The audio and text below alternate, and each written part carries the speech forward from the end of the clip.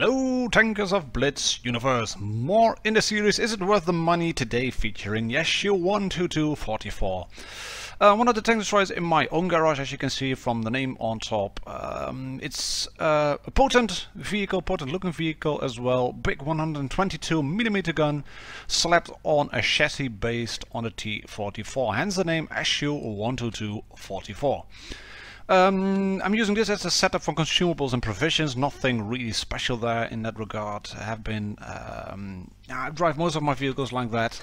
I decided to add 2 more HE shells into the loadout because I hadn't driven the tank a lot prior to taking out for 3 games to make up a little review again.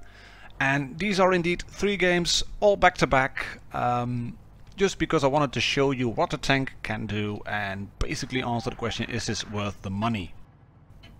The SU-122-44 was available at first only through the store, but Wargaming decided to add this one to the tech tree as a Tier 7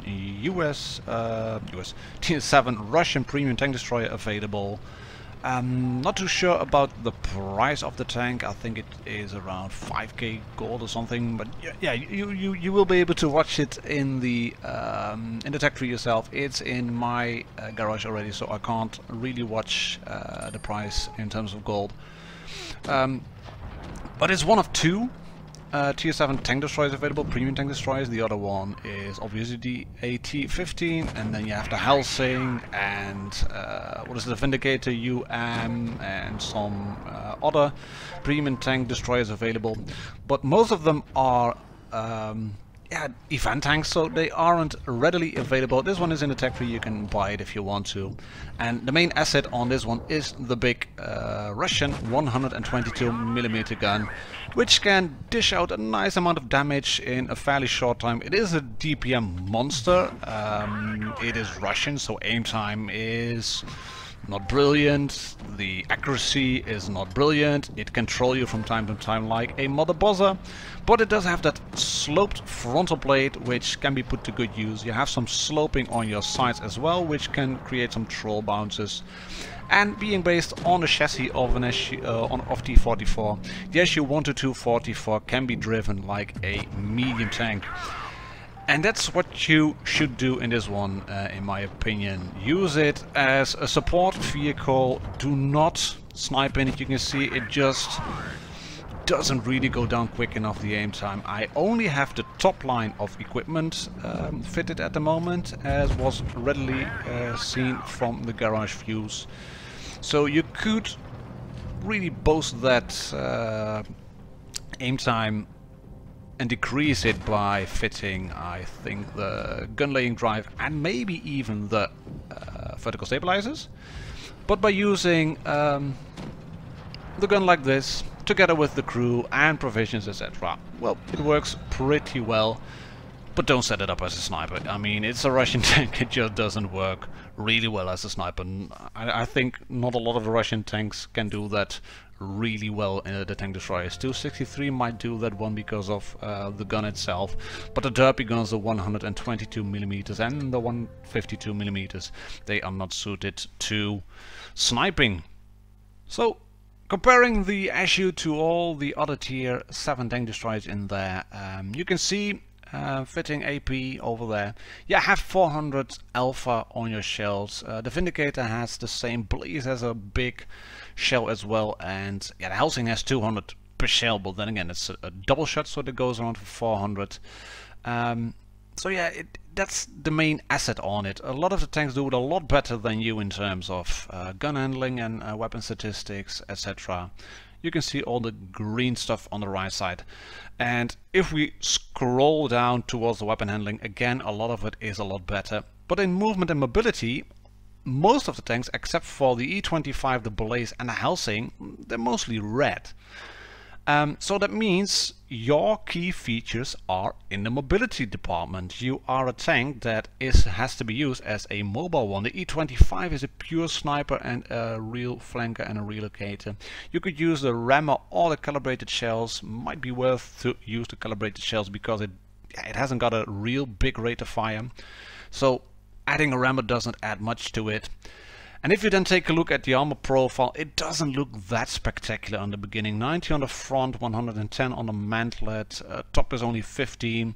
The gun mantlet itself, space armor 100 and thickness, and the real front is 120. On the side just 75, not a lot. It isn't spectacular. But, if you get it into a position like this, using that, although limited, but maximum gun depression, like here, putting it down, there we go with the gun to -5. This is from the perspective of tier 7 mediums. I think I was using a Comet. And if you then use it like this, don't over-angle your sights, as you can see what's happening here, like that, wiggle, wiggle, wiggle, as you reload, you will bounce the occasional shot. Skate Extreme has done a review about a year ago, I think, on the SU-122-44, where he was face-hugging a Cheery, and he managed to bounce a lot of shots from that tank as he was while he was on a reload, and you will be even able to bounce shots if they shoot on the front plate, not on the left side of the gun mantlet, as you can see. Gun mantlet, as you can see from IS-3s, that plate is at such an angle that it becomes an auto bounce zone for even tier 8 heavies with the really big BR9 gun, and the BR9 is a really monstrous big gun. So yeah, let's get into 2 more games. Like said, these 3 games in this review have been played in succession. We are the only top tier on Canyon Supremacy. By the looks of it, VK and LTTB, red team seems to have the edge a little bit in terms of having a team for Supremacy. But I'm asking my team to spot the B cap, please. There are tanks driving into A, so that is good. We have one lone light tank rolling towards C. That's all well and good. And setting up the SU-122-44 like this, you can see the gun depression. You have to drive either forward or protect yourself a bit more, drive backwards. Can we shoot this one, the VK? Thank you very much. This isn't a shot that will hit home a lot of times. This is more of an exception that confirms the norm. But when you have shots like this, then RNG is well and truly on your side. My team is spotting C and mostly going into A. No one spotted around the A cap, no one rolling in from red spawn into A. So yeah, that leads me to believe that most of them are on that flank. And this is a lucky one. We shoot the KV-1S and we manage to track him all in one go. There are more tanks rolling in. I'm keeping the front towards the biggest threats. There is a Hellcat. There he is. Hello Hellcat. You can bounce. And look at this. No, where is he? Where is he? AP anyway. And we track him. And he gets whacked. And he's set on fire. And he burns. Sorry Hellcat. This was disgusting. No other word for it really. This is a disgusting shot. This one's going to be disgusting as well. There we go. They're just homing in really. And I wasn't even trying hard. These are shots that were not meant to hit, but they hit anyway. We can shoot this LTTB as well. There it is. This one is a bit more aimed in, but not even full. And we bounce one from our right side. That's probably Panzer 4S. 160, that's a medium probably. But we have 2 caps now. KV-2 is taken out by the KV-1S, but it's all well and good. I'm positioning myself over here because there's an LTTB. Hello LTTB, thank you. Yeah, this game is it's helped a lot by RNG. Even this shot, which doesn't hit 9 out of 10 times usually. There we go, open bloom, but we drag him into place anyway for 383. Alrighty, we can just roll in now. 2 tanks left on the reds. They have a heavy, a KV-1S I think, and that one is a VK-3001P. Yeah, 3001P, not a Star Chaser, not a Schmarturm. But it was a fairly easy game in terms of playing it. Not a lot I had to do really, but you can see if you manage to put 1 or 2 shots, 2 would be even better, but if you manage to put 1 shot into any tank you will face, you will put them at about half health. And putting a tank like that on half health, KV-1S or a Hellcat, or maybe even track them in place for 400 alpha, and you might be able to shoot them again. Yeah, that helps a lot.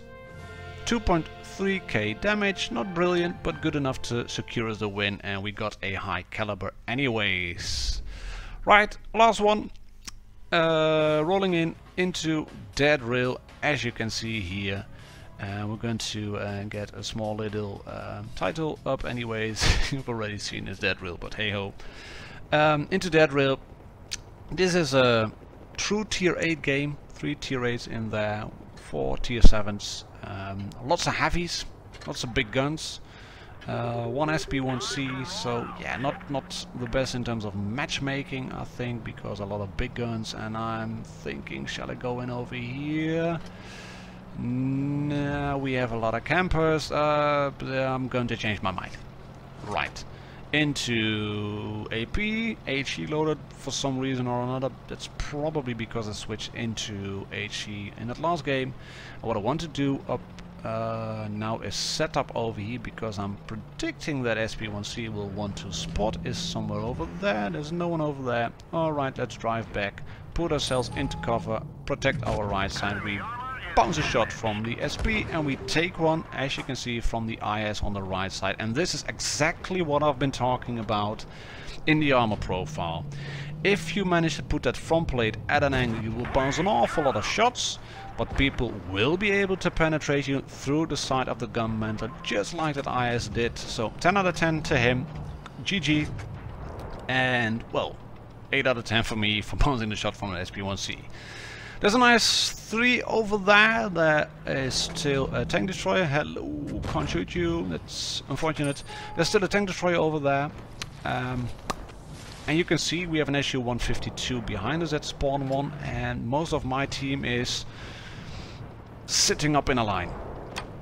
Looking towards the A-cap from Supremacy, looking into the banana band, and yeah, I want to help you, but I would have to expose myself way too much if I put myself in the middle of the train station. So I'm driving in over here, might be able to spot 1 or 2 tanks that are on the hillside, but no one seems to be here. So we're going to drive in. We are going to avoid getting into the base, because they will know I'm here, and I can put side shots into the reds from now on. And this is what you will want to do. Go to a flank, make them turn their turrets, make them face on you, drive back just a little bit so they miss a shot. Thank you very much. We can put another shot into the Tiger over there, hopefully. Aim in, aim in, aim in. And there we go. Just take your time, drive back into cover, and I think I've spotted just about everybody now. I know the positions of all of the tanks of the red team. We can shoot at IS-3, drive back into cover. There's the Jagdpanther. Is he AFK? No, he is not. And the IS, what is an IS-5 and a Tiger are going to be best buddies in the remainder of the game. They're so friendly to each other. Anyways, HE into the back of the SP1C. That's a good one. Can we now kill him then? No, we can't, unfortunately, because we hit his tracks. Back to AP. I don't need to use HE again. I'm going to do it anyway onto the back of him. But he gets taken out by the Tiger 2 just before that. And you can see what I'm doing here. I'm just sitting here because I know there are 2 tanks in front of me, and there's a Jagdpanther to my right, and he's not spotted. So I'm not going to move forward, just a little bit from time to time to respot him. There he is. Can he shoot me? No, he can't. I can shoot him just fine. There we go. Thank you very much. Sorry about the black bars on top. Got some messages that I wanted to block because, yeah, happens. People messaging me. And now we have to move away, because that's a Jagdpanther and he could kill me in 2 shots if he's on my back or on my side. But I'm reloading now pretty quickly with the adrenaline. And he will not be able to drop off the radar again, because I'm close enough to him to proximity spot him. So it's just a waiting game now. The Tiger 2 will shoot him in a second or so. There it is. And I can go for the kill shot. Thank you very much. And that concludes our review of the SU-122-44. Is it worth the money? One of the 2 tier 7 tank destroyers available readily from the start. It was a mastery game, 2.8k damage, and especially some assistance done, I think. But it's an ace to spice up the review. Is it worth the money? It's a good tank destroyer. Play it like a medium, like a support, to get that big gun into play. And yeah, I don't think you can really go wrong with this one. So, is it worth the money? Yes, it is. Cheers, ladies and gentlemen, tankers of Blitz Universe, happy tanking, and I'll catch you all on the next one. Peace.